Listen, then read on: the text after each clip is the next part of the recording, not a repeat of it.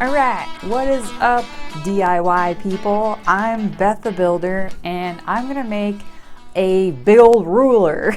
Okay, I'm not just like really into rulers or something. So you know those fun height charts that people will buy and put on their kids' walls?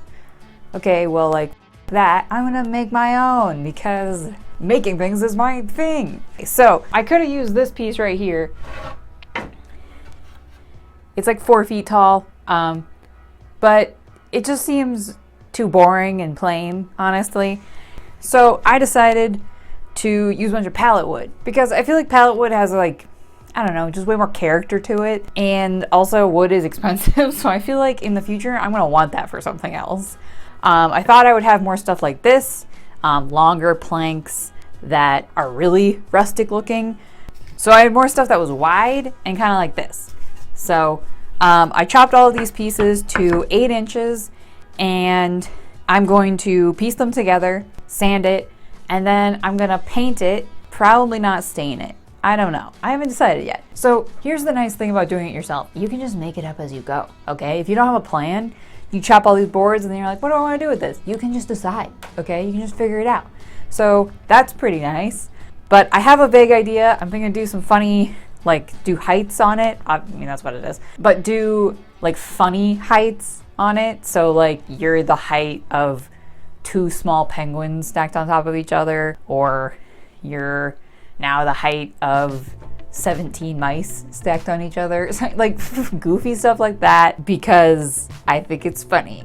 So, and then I'll paint animals, etc. And in case y'all missed it, yes, that's right, Beth the Builder is pregnant. Crazy times, I know. So trying to think of projects to kind of, you know, incorporate that because it will very, very soon, not too soon, become a large part of my life where I will of course not be able to put out a video every week, and it will become, yeah, I'll have a tiny builder. It's gonna have to come with me on this journey. So all of my pieces, I have already cut them because that's the way to do it. If you got a bunch of shit to cut, just do it all in one go, okay? Just measure it all, chop it all. So yesterday I did all my prep work for various projects, chopped a bunch of stuff, cleaned my space up so I was prepared, starting to move things into my new space because you gotta make some sacrifices and adapt when you're thinking about adding a whole new small person to your life. 2 things to keep in mind when building things. A, how was your pallet wood treated? Okay, I've done a whole video on this. It's very important to know how that pallet wood, or any free wood, but specifically pallet wood, because you can typically get that shit for free. How it was treated. So this one, see here, that's upside down. Heat treated. HT, that's what that means. There's several other abbreviations, and some you want to really look out for because that means your wood was chemically treated, and that means you do not want to be sanding it. You don't want to be messing around with it, putting it in your house, using it for like planters or big old, you know, boxes outside, like window boxes that you put plants in, because there's chemicals in that wood that are now going to leach into your soil, or potentially you're going to sand it and it's going to like, you're going to be breathing that in.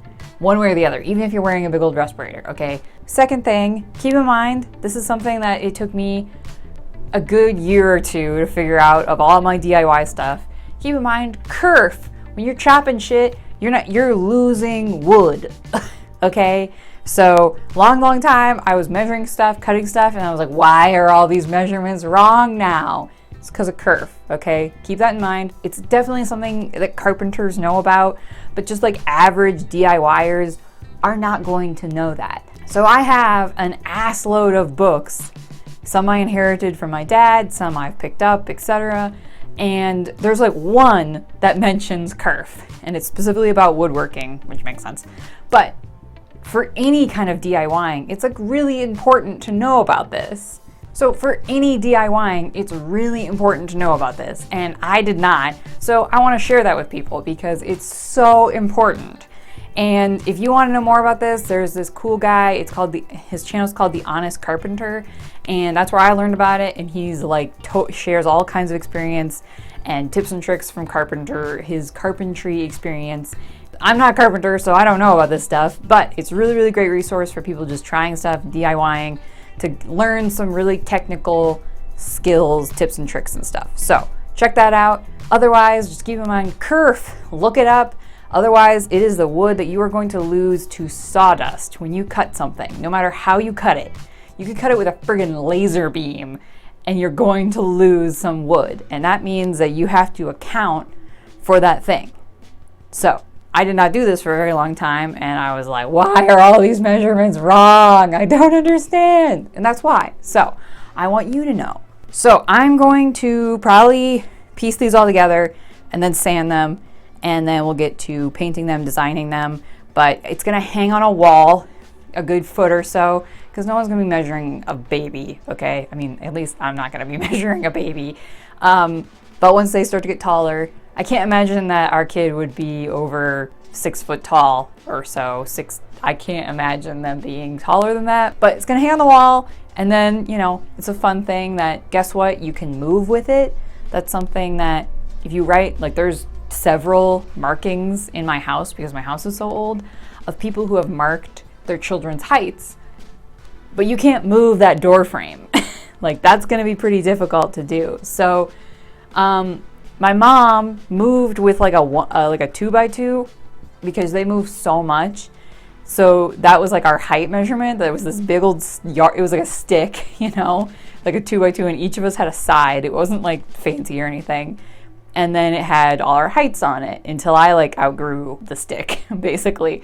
So that was a way of like being able to, you know, keep track of your kids' heights, which is fun, but you're not doing it in the house because most people aren't going to live in the same house for 35 years or so. Like not when they're having young children, not anymore anyway. Maybe it used to be that way. So I thought this was a fun way that like we can keep track of our, you know, no matter where we live or where we move to, we'll be able to track. And I think that's fun.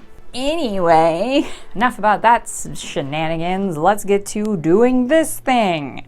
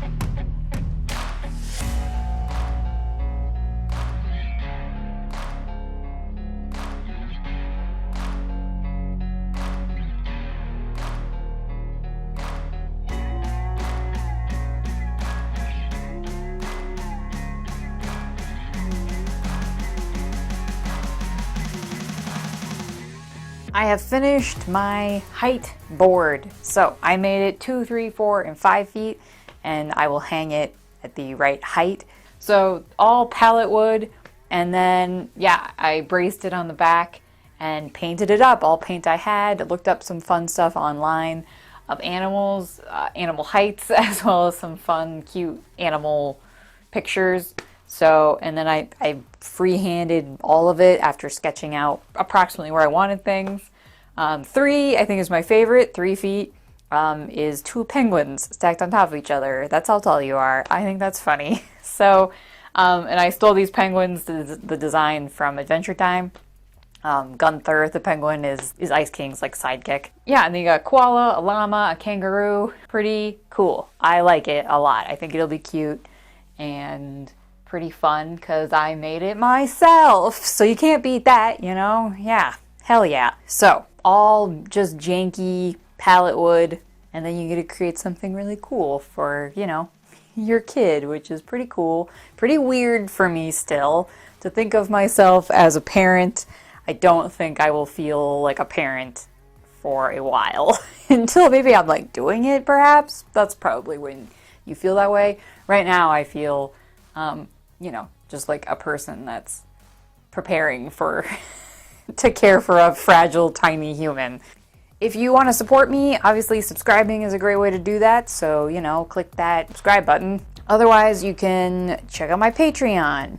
So yeah, I mean, making stuff like this is definitely very special. I think I have yet to really feel that full weight yet. So, and it cost me $0. And of course, you can buy stuff like this online or from Etsy or whatever. But I think making it yourself is probably the most special because you can tailor it to what you like. So I'll keep putting out content. You guys keep watching it. So thank you. And I'll see you guys on the flippity flip.